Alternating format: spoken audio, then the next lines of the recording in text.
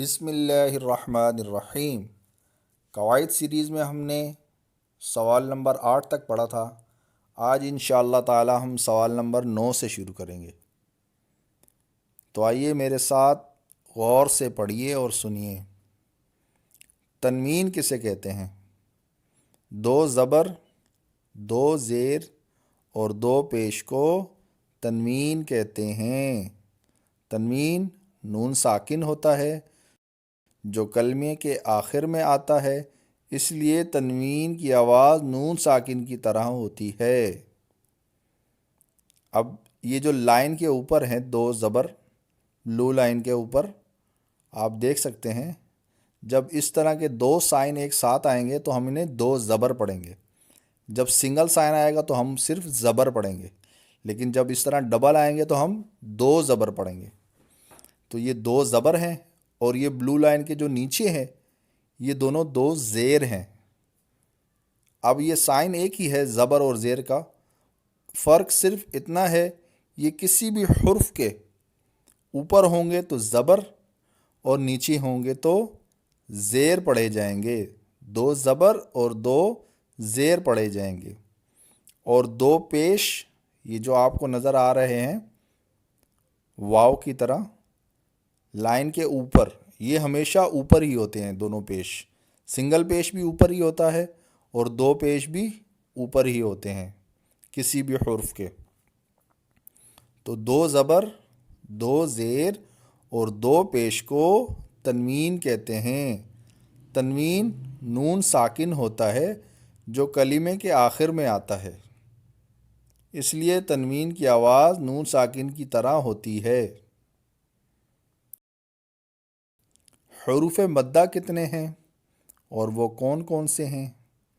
حروف مدہ 3 ہیں اور وہ یہ ہیں: الف، واو اور یا۔ الف مدہ، واو مدہ اور یا مدہ کب ہوگا؟ جواب: الف سے پہلے زبر ہو تو الف مدہ ہوگا، واو ساکن سے پہلے پیش ہو تو واو مدہ ہوگا، اور یا ساکن سے پہلے زیر ہو تو یا مدہ ہوگا۔ واو ساکن، یا ساکن اور الف سے پہلے زبر۔ ساکن آپ نے ابھی پیچھے پڑھا نا کہ جس کے اوپر جزم ہو اسے ہم ساکن کہتے ہیں۔ جب واو کے اوپر جزم آئے گا تو واو ساکن ہو جائے گا، اور یا کے اوپر جزم آئے گا تو یا ساکن ہو جائے گا، اور اس سے پہلے اگر زیر آ جاتا ہے تو یہ یا مدہ ہو جائے گا، اور واو ساکن سے پہلے اگر پیش آتا ہے تو یہ واو مدہ ہو جائے گا، اور الف سے پہلے زبر آئے گا تو الف مدہ ہو جائے گا۔ حروف مدہ کو پڑھتے کیسے ہیں؟ حروف مدہ کو ایک الف یعنی 2 حرکات کے برابر کھینچ کر پڑھتے ہیں۔ 2 حرکات کے برابر آپ ایسے سمجھ لیجئے کہ اگر ہم ایک لفظ پڑھیں گے تو 1 سیکنڈ لگے گا، لیکن جب ہم 2 حرف پڑھیں گے تو 2 سیکنڈ لگیں گے، تو آپ نے کم از کم 2 سیکنڈ جتنا اس کو کھینچنا ہے۔ کھڑی حرکات کسے کہتے ہیں؟ کھڑا زبر، کھڑی زیر اور الٹے پیش کو کھڑی حرکات کہتے ہیں۔ اب یہ ریڈ لائن کے اوپر جو کھڑا زبر ہے، اب دیکھیں وہاں پر یہ زبر کا جو سائن تھا وہ لیٹا ہوا تھا، لیکن یہ بالکل اسٹریٹ ہے، کھڑا ہے، اس لیے ہم کھڑا زبر ہی پڑھیں گے۔ اب یہ دیکھیں یہ لائن کے نیچے کھڑی زیر ہے، سائن دونوں ہی ایک ہیں یہ، لیکن یہ حروف کے اوپر آئے گا اور یہ حرف کے نیچے آئے گا۔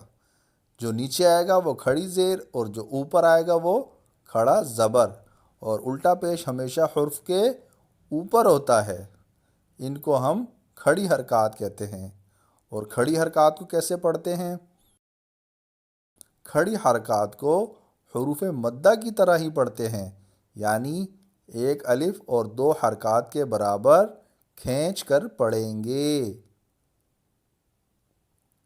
ایک الف 2 حرکات وہ بھی آپ نے سن لیا، یعنی 2 سیکنڈ جتنا لمبا پڑھنا ہے اس کو۔ آج کا لیسن یہیں تک رکھتے ہیں۔ دعاؤں میں یاد رکھیے گا۔ جزاک اللہ خیرہ۔